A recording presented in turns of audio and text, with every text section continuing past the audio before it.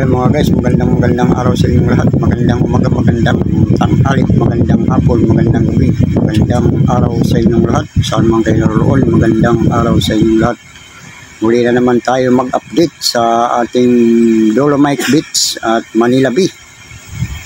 Ito na naman, dumadami na naman ang mga bisitang mga basura dahil bumagyo na.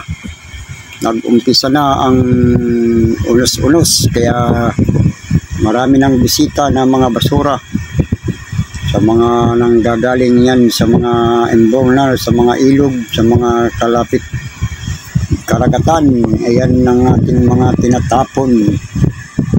Bumisita na ang ating mga tinapon sa saan-saan na basura. Isang bagyo pa lang, isang ulan pa lang ay marami na naman ang mga basura.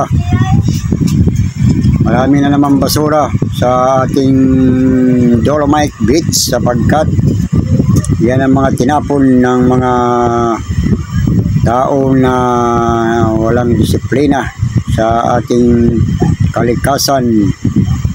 Mga nakaraang buwan, ilang buwan din yun, 4 o 5, wala masyadong mga basura sapagkat walang bagyo at walang ulan. Ngayon nag-umpisa na naman ang ulan, nag-umpisa na naman ang mga basura. Ayan, isang ulan pa lang yan, isang bagyo pa lang ay marami ng mga basura na dumating dito sa Dolomite Beach. At yan ang resulta sa mga nagtatapon kung saan-saan. Ito na naman, bumalik na naman sa atin ang ating mga basura na tinapon. Kaya may kasabihan, kung ang mga tinapon na basura ay babalik din sa iyo. Yan, kadami na naman. Dami na naman ang mga basura dito sa Manila Bay. Umpisa pala ang yan at marami na pang darating dyan sa lalo na ngayon na malalakas ang hangin at mga alon. Maraming tatangayin na mga basura, mga galing sa mga estero, mga emburnal na mga tinapon ng mga tao na basura ay papadpad na dito pag mabumaha ang mga estero at mapuno ang estero at umapaw at dito na mapupunta sa Manila Bay. Kaya dati tahimik ang basura, walang masyadong pumupunta rito na basura. Ngayon marami na. Ayan isang ulan lang yan, marami na agad ang mga basura na mapapadpad dito. Kaya dapat talaga maiwasan na magtapon kung saan-saan. Kaya kung hindi natin iiwasan na magtapon kung saan-saan ay talagang maraming basura pag tuwing mag-uulan, mabagyo. Yan, wala pang bagyo sa Metro Manila yan. Ano pa lang yan, ulan-ulan pa lang yan. At kunting hangin na dumarating at tinangay na agad yung mga basura dito sa atin.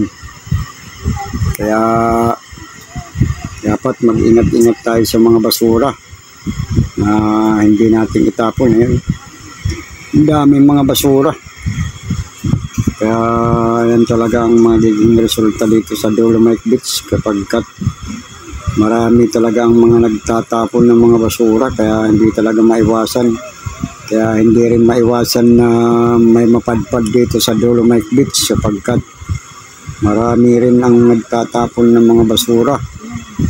Ayan, tuloy-tuloy ang mga nagtatapon ng basura. Kaya tuloy-tuloy din ang mga darating na basura dito sa atin Dolomite Beach sapagkat ang mga tinapon natin sa mga estero, mga emburnal, mga ating kalsada na pupunta sa emburnal at sa estero, pupunta sa mga ilog, yung mga tabing ilog, tapon ng mga basura. Kaya yan ang magiging resulta na naman sa araw-araw na naman na maglilinis-linis na naman dito.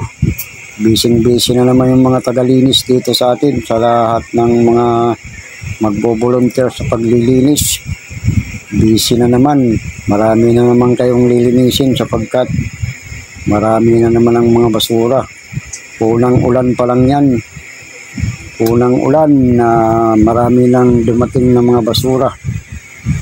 Kaya dapat talaga na wala na magtatapon kasi talagang habang may nagtatapon ng basura kung saan saan tinatapon, sa mga imbornal, sa mga kalsada, sa mga kasi yung mga tinatapon natin sa mga kalsada, mga kung ano-ano mga balat-balat, yan napupunta dito yan. Akala nyo sa kalsada nyo lang itinapon. Pag inanod dyan sa pupunta sa imbornal yan, pupunta sa mga estero, mga ilog, mga sapa. Kaya pag may bagyo yan na yung mga tinapon na yan, dami mga basura. Isang ulan pa lang yan, hindi pa yan lalo na kung magbagyo pa dito sa Metro Manila. Wala pang bagyo sa Metro Manila yan, wala pang bagyo dito sa Luzon. Kumbaga sa ulan lang yan. Paano na kung may bagyo, dahil truck na naman ang mga darating ng basura dito kasi marami talagang mga tagtatapon sa mga kung saan ng mga basura. Kaya hindi talaga maiwasan na mayroon talagang basura dito sa ating Manila Beach, sapagkat dito lahat ang mga basura, mga galing Ilog Pasig, mga kung saan ilog, Marikina, kung saan mga imbornal, mga estero, ay dito talaga pupunta yan. Kaya ayun, yan ang nangyayari, puro basura ngayon dyan. Ulan pa lang yan, wala pang bagyo dito sa Luzon, wala pa tayo nararanasan na bagyo dito sa Luzon, marami ng basura. Kaya